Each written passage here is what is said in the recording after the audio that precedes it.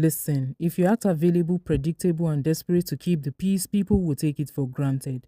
There are three psychological habits that force people to reevaluate your worth instantly, and this is backed by behavioral science, and also history has shown us that these three things work.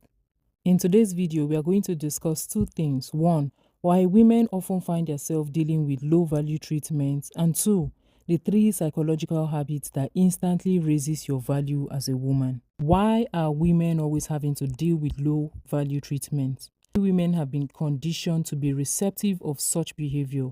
Many women were taught to be tolerant while growing up. When someone is rude to you, you find a way to make the situation less awkward. When someone crosses a boundary with you, you find a way to justify their action because maybe they didn't mean it the way it came across. When someone pulls away, you double down on your efforts. There is a name for all of this. In psychology, it's called over-servicing, and that's what most women do. So this conditioning, whether it was deliberately passed on to you or you subconsciously picked it up from your environment, these are part of the reasons why people do not respect your time, your space, and you as a person. Now, if you want better treatment from people, you have to break these three instincts immediately. Emphasis on the word immediately. Number one, I call this habit the zero exhaustion habit. One of the most condescending things you can do as a woman is when someone challenges you in a disrespectful manner just to try and win an argument and you engage. When a person pushes your boundaries or throws passive aggression your way, do not waste your time by getting entangled with it. You know what smart women will do? Smart women do not engage with the situation. They do not try to point out what is wrong or try to defend themselves. They simply just remove themselves from the situation. Let me also reference a video which I did on Shira 7 and I talked about emotional intelligence. I think there's a lot you can learn from her. You know I like discussing about historical women a lot, especially where there's an opportunity to. So let's look at Catherine. Catherine, who was married to King Charles II of England. You see, her husband publicly flaunted his mistress. The king was expecting Catherine's reaction. Probably he was expecting her to make a scene or throw tantrums or beg to be respected like other women at the court. Instead, Catherine used zero exhaustion by refusing to compete. No argument at all. When the king tried to force her to accept his mistress as the lady of the bedchamber, Catherine simply withdrew her presence entirely and treated the drama with no interest. Now, this completely changed the court's dynamic because she refused to give them the reaction that they hoped to get from her.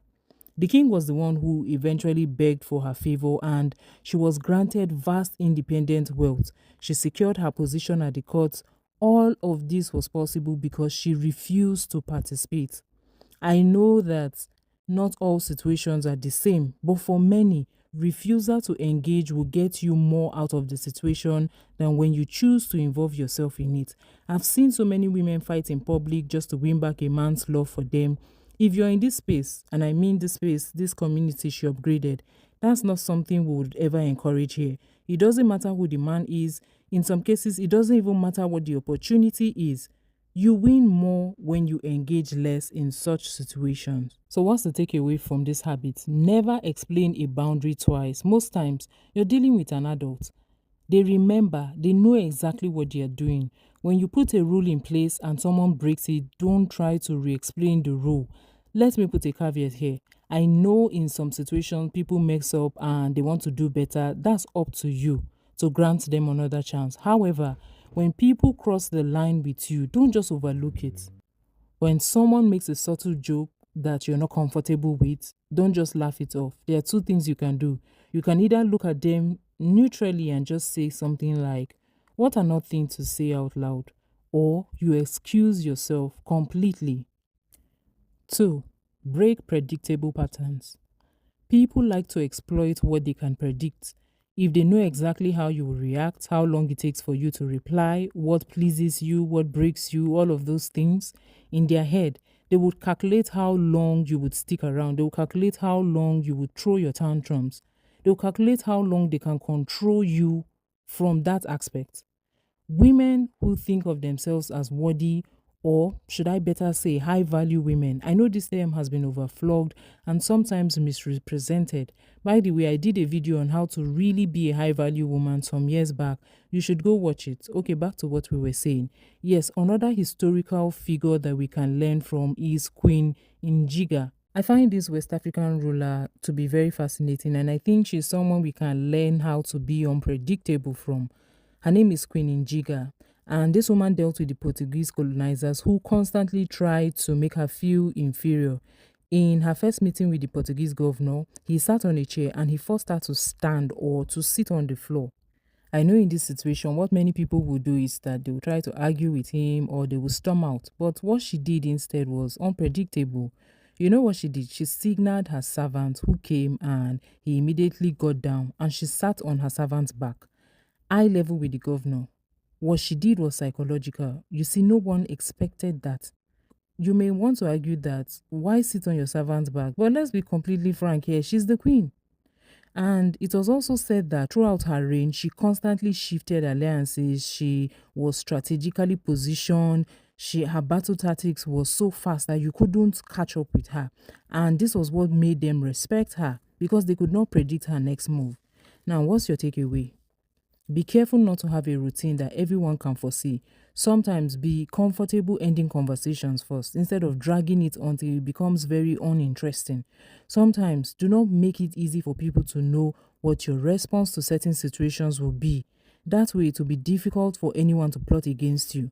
Sometimes when people ghost you and reappear after a long time with no reason, no remorse, no explanation, especially when they reach out as if nothing happened, react as if nothing happened, but know within you that they are not genuine with you. 3. Say less but no more. When you tell someone your long-term goals, your insecurities, your past traumas without vetting them, you give them power over you. You see, high-value women, smart women, know significantly more about them than they know about you. Learn to listen 70% of the time and reveal very little about yourself. Now, Princess Julia of Rome was one of the most powerful women in the Rome Empire. She ran the imperial court administration while her husband was away on military campaigns. While the politicians were loud and always plotting in public, Julia operated a private circle of philosophers, of legal scholars, and of writers. You know what? She gathered information, she gathered intelligence on everyone in Rome, while she, on the other hand, revealed nothing about her personal life, nothing about her personal strategies or her family issues. Now, because no one knew where her political leverage was, no one knew a lot about her when it comes to that sort of information, no one could use it against her. What is your takeaway here? You're not a queen, yes, I get. So you don't need to gather information about people. You don't need to engage in gossip that do not concern you. But here's what you can do instead. Do not announce your new ideas. Do not announce your businesses, especially when it's not time. Don't tell people what you're on to. Show them instead when you have accomplished it. Be careful not to let people know all your friends and your acquaintances. Have some solid relationships that are in private that people do not necessarily know about. Sometimes it will save you. I've seen where it saved a lot of people because people did not know that those people were highly connected or they knew certain individuals and then they plotted against those people. Now, because they had such relationship in their life, they were able to use those connections to redeem themselves. When people ask you a question that you're not comfortable with, ask them a question instead. Most times, it will help you see their real intention of asking that question. You do not need to convince people to value you. When you learn to move this way, you will notice how people change towards you. Now, they will understand that you are smart enough not to let them disrespect you. So when it comes to you, they will rather take their nonchalance elsewhere. Now, you see, these 3 habits are powerful, but there are also other things that you can learn that would help you be someone who is respected and valued. I recommend that you watch the next video, the one I link in the description section, for more knowledge on this topic. See you there.